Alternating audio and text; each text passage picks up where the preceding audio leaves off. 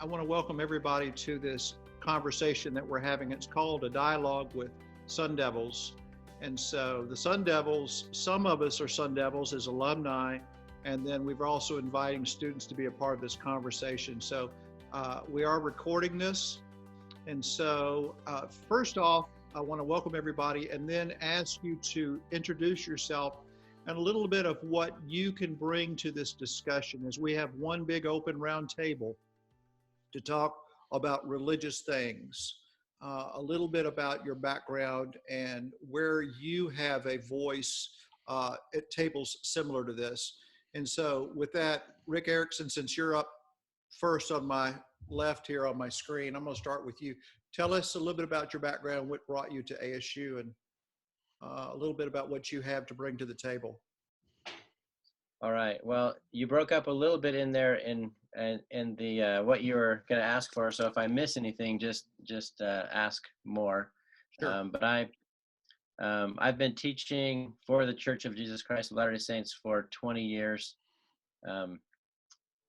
As far as what, so I was just that's been mostly in the high school age group, and then just this last year, they moved me to the Institute, which is, the college age 18 to 30-year-olds, and we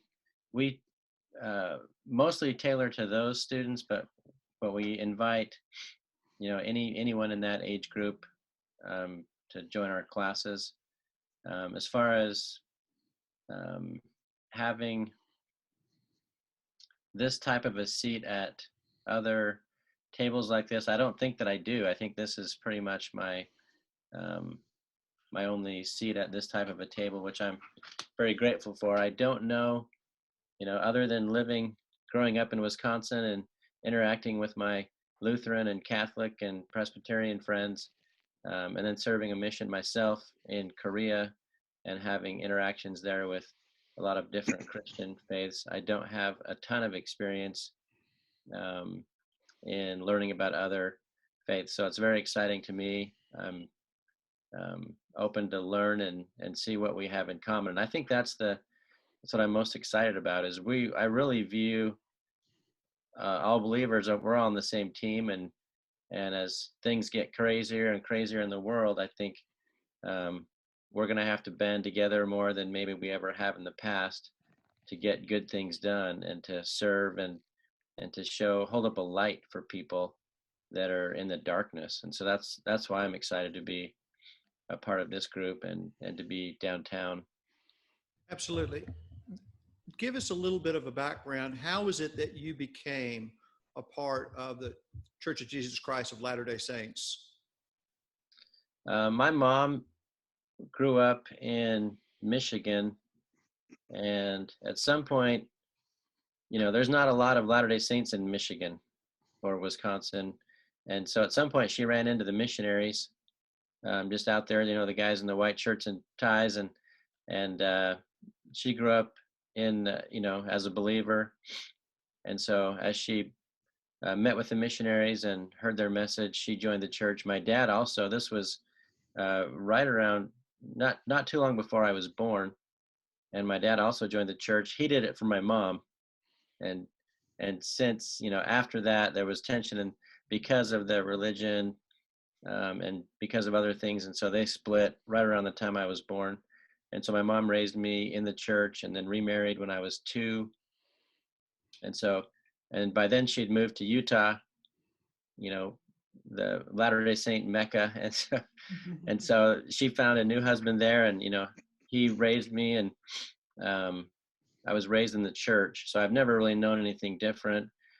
We did move back out to Wisconsin when I was 12, and so I was very grateful for that, because it sort of gave me a different perspective than most. I would say a lot of Latter-day Saints living in Utah live in a bubble because they're surrounded by only Latter-day Saints, and they don't see other faiths and other lifestyles, and so I was grateful that I did go back out and live in Wisconsin. My mom had 9 older brothers, none of them members of our faith, and so I got a good education from them, and from all my friends. So I had to, do my own conversion to the faith, when I was about probably 14, 15 is when I really started to believe it. And then served my mission in Korea. And so for me, it's really, I never really have, since about age 14, I haven't really ever doubted. I've had a lot of questions and just had to do the research to find the answers and prayer.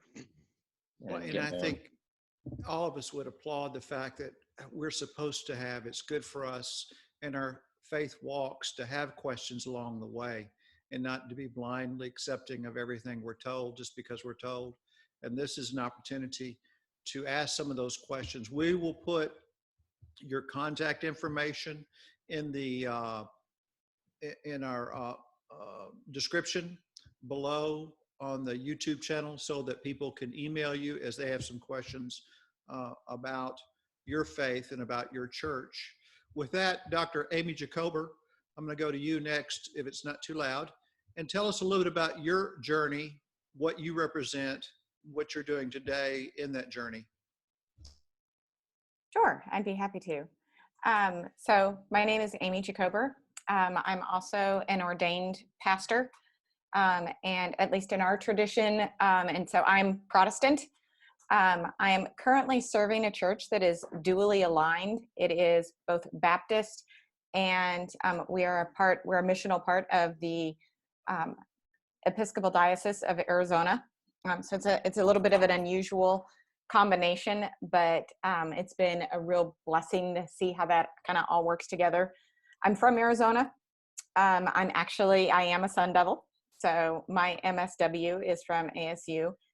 And I went to seminary thinking that there was only one seminary in the entire country. I didn't know it was the only one my church had ever mentioned. And so when I got there, I thought, wow, these Baptists are really nice. They host everybody. And I was so incredibly naive. I had grown up with several friends who were Catholic and several friends who were Jewish and several friends who were various stripes of Protestant. And we all had kind of a healthy belief and respect for God, but I don't know that we could ever name other than kind of, oh, what do you guys eat on that holiday? Here's what we eat. I don't know, that was kind of, the extent of our kid way of really talking about things. And it wasn't until I was a lot older that I went, oh, there's some reasons behind those traditions and what that looks like. I ended up just falling in love with it. When I went to college, I actually thought I'd be a lawyer. I wanted to be a juvenile defendant lawyer, and ended up stumbling into seminary. And if you don't know what seminary is graduate school for those who are training to become ministers. So a different kind of host of options, whether it's music or preaching or theology. Almost like a trade school for those that are called, yeah, into for a church, or work with their faith. So I started doing youth ministry then and loved it.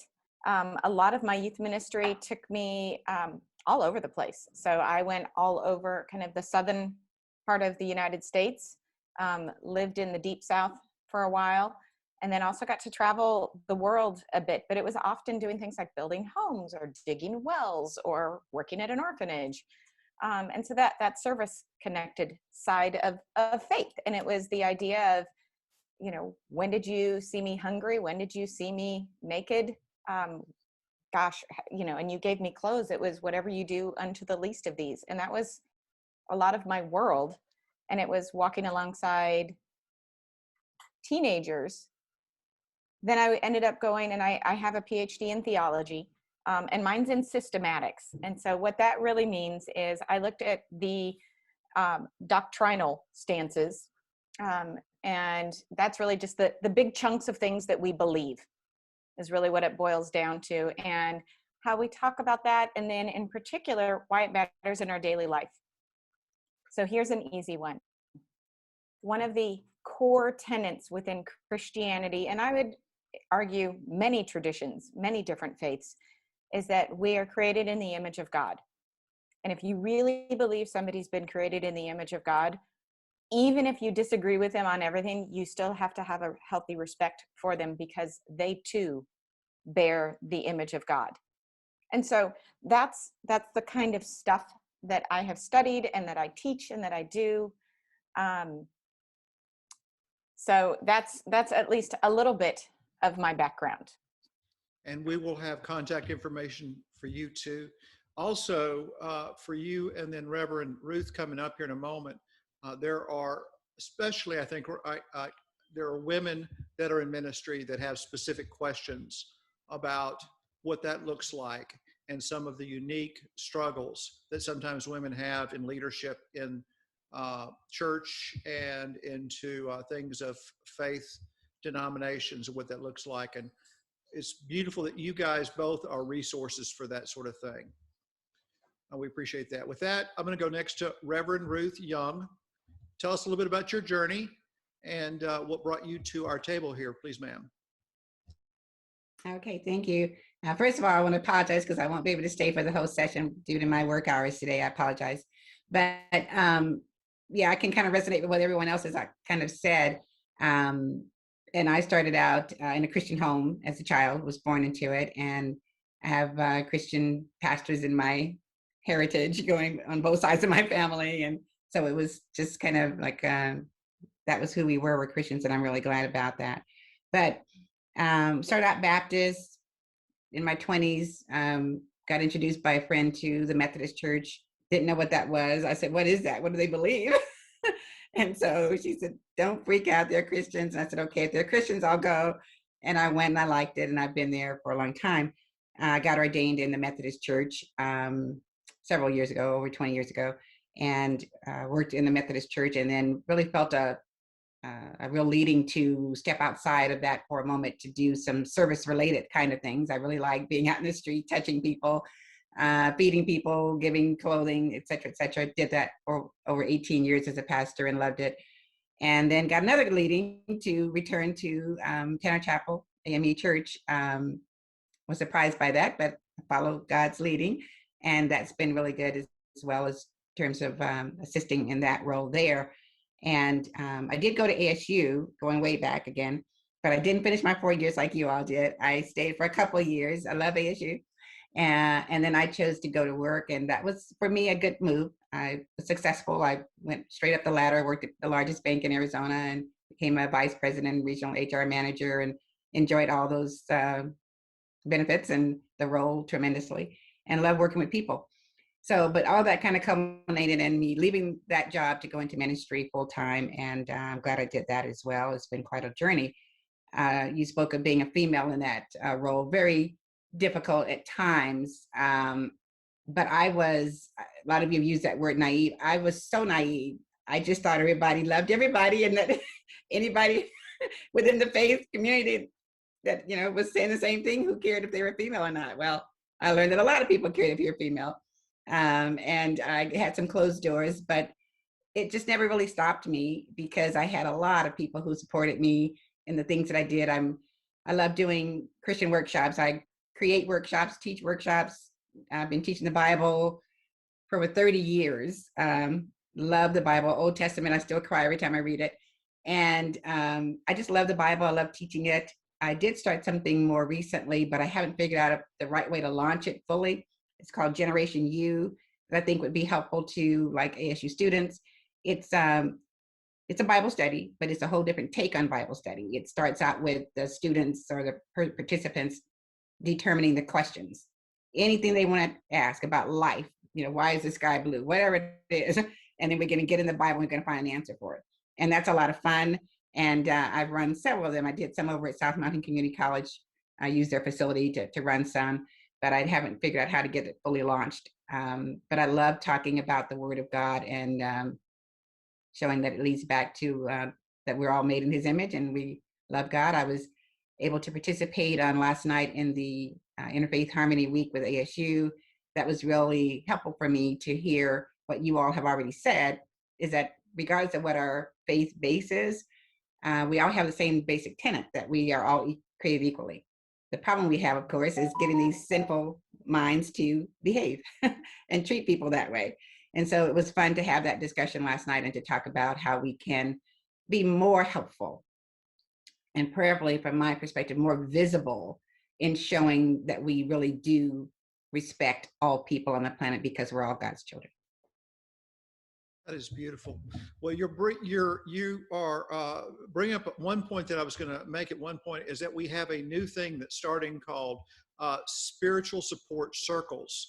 It's a virtual event right now, and we're doing it on Thursdays at 11 a.m. Dr. Jacober and I are hosting it right now, with ASU Tempe being the originators and through their counseling services. It's a place to support students and ask some of those questions. And the hope is that eventually we'll be able to branch into our own discussions and offer something like that next fall. And so I know with Rick's love for teaching, well, all of you, all four of you, as you sit here, love teaching. We'll have some places where perhaps we can share in an event like that, a weekly event, or have your own. So let's just see where that goes. Okay. Ruth, that would be absolutely beautiful. Dr. Stan Meyer, give us a little bit of your background, your journey. What brings you to this table? Sure. So I am the co-congregational leader of Messianic Congregation Tree of Life in Scottsdale. I'm a Messianic Jew, that is a Jewish person who believes in Jesus. Messianic Jews continue to celebrate Jewish customs, holidays, practices, raise our families as Jews, but I'm also a believer in Jesus. So I share with my other brothers and sisters here faith in Jesus and belief in the New Testament. My own journey, I'm a second generation Messianic Jew. My mother was the first one to come to faith. We grew up in San Antonio. It was from a traditional Jewish home with her parents coming over from Eastern Europe, grew up very traditional, very kosher. My father, Reformed Jew, very strong Jewish identity, but a branch of Judaism that's not so traditional. And my mother was searching. She was searching when I was young, 9 years old, and met Christians who explained to her that Jesus is the promised Jewish Messiah. And so she became a believer in Jesus, Yeshua, as we call him in Hebrew, and she led me to faith in Jesus when I was 9.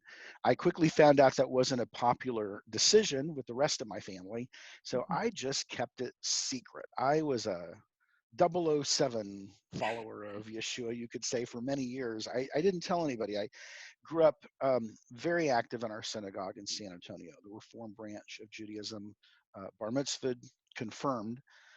It was in college, away from home, that I went on my own spiritual journey. I actually explored Orthodox Judaism with a group called Chabad.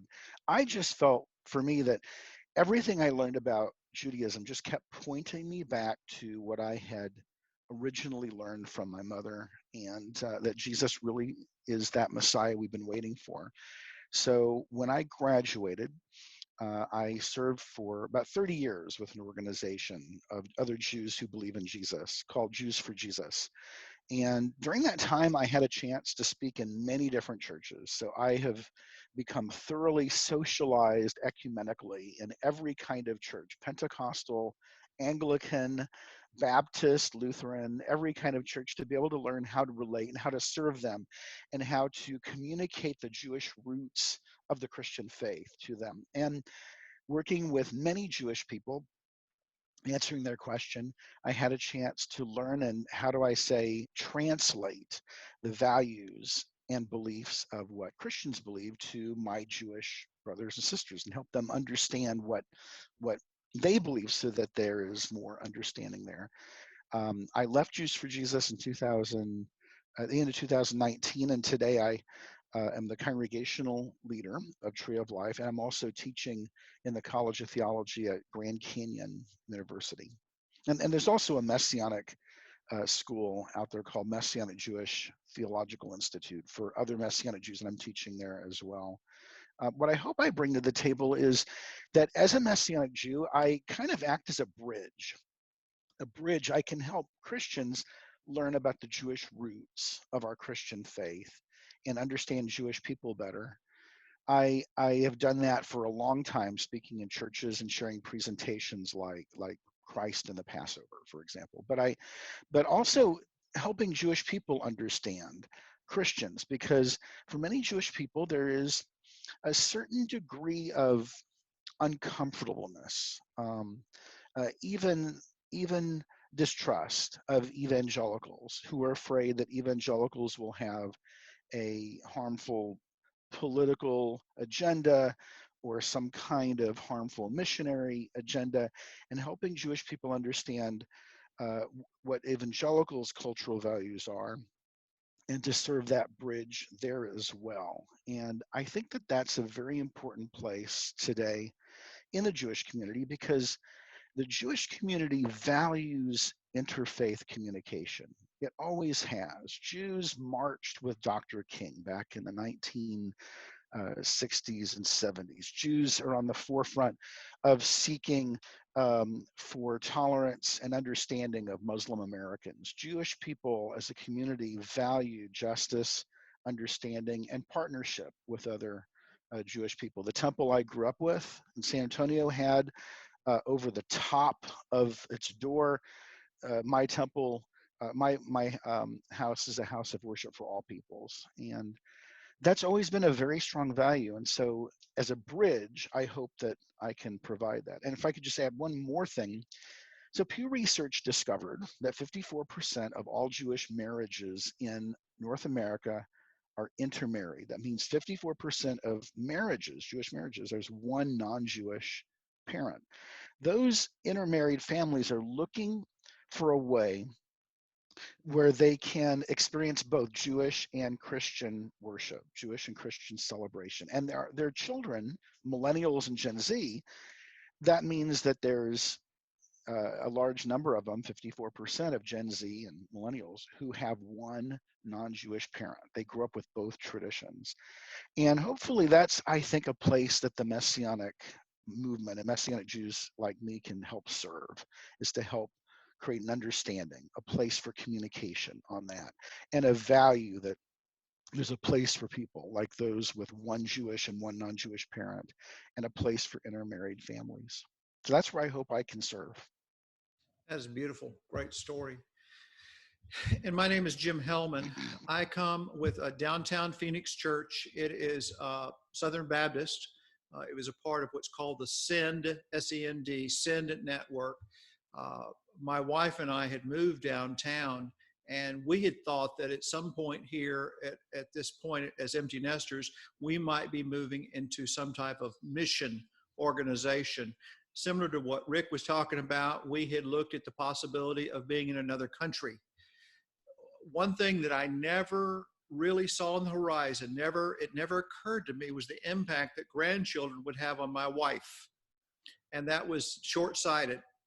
I tell people if I was in a different country right now serving, it would just be me and the dog.